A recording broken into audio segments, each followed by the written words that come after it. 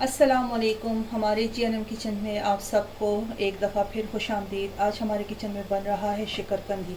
शकरकंदी तो मुख्तलिफ़ तरीक़ों से बनाई जाती है। इसकी बहुत मुख्तलिफ़ किस्म की रेसिपीज़ है, लेकिन आज आपके साथ मैं अपनी रेसिपी शेयर कर रही हूँ। ये यहाँ पे मेरे पास 1.5 किलो शकरकंदी। तो चलिए जी अपनी रेसिपी शुरू करते हैं दुआ के साथ कि अल्लाह ताला सबके दस्तरखान भरे रखे, आबाद रखें, आमीन सुम्मा आमीन। इसमें हमने कोई स्पाइसेस अभी ऐड नहीं करने, क्योंकि मैं इसको बेक करूँगी।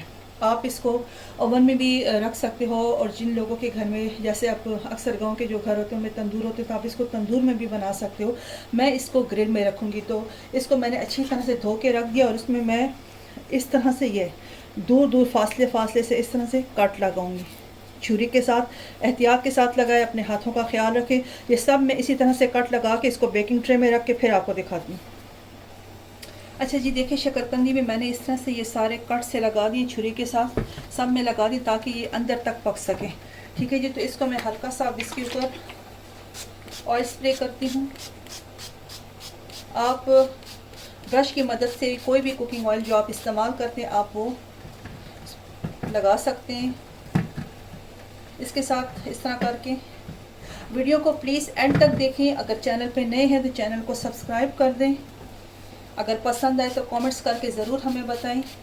शकरकंदी आपने बड़े तरीके से बना के खाई होगी, लेकिन इस तरह से आपने कभी भी नहीं ट्राई की होगी, तो इसको भी आप ज़रूर ट्राई करें। इसको अब मैं रखती हूँ ग्रिल में।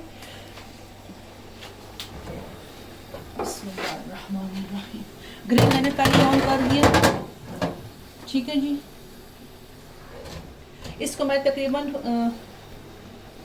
दरमियानी ग्रिल मैंने गर्म कर दिया, तो दरमियानी आंच पे मैं इसको तकरीबन 40 मिनट्स के लिए एक साइड पे पकाऊंगी, और फिर इसकी साइड टर्न करके मैं देखूंगी। अगर मुझे ज़रूरत पड़ी तो मैं दोबारा फिर इसको 40 मिनट्स से 20-30 मिनट्स के लिए रखूंगी। वो मैं आपको टाइमिंग आपके साथ शेयर कर दूंगी कि कितनी देर में बेक हुए।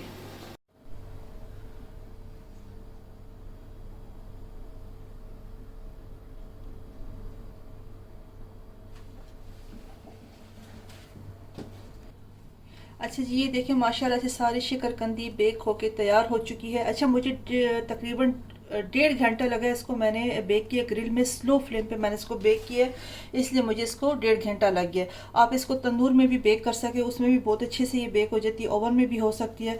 तो मैं अब आपको इसको छील के दिखाती हूँ। इसको छील के इसका छिलका उतार के फिर आपको दिखाती हूँ। ये देखें माशाल्लाह से।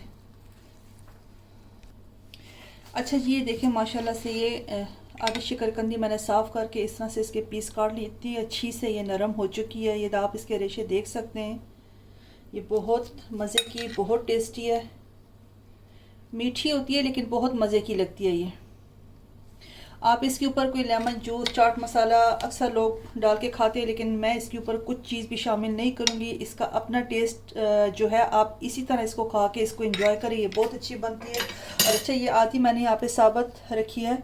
इसको इसी तरह से आप दरमियान से कट करके इसको इस तरह से खोल के आप इसको चम्मच के साथ इसको ऐसे भी खा सकते हैं।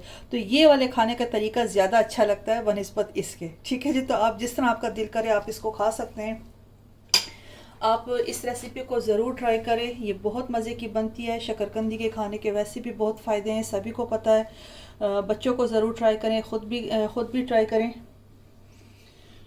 चैनल पे अगर नए हैं तो प्लीज़ चैनल को सब्सक्राइब कर दें, वीडियो को लाइक करें, शेयर करें, और अपने फीडबैक हमें ज़रूर दें।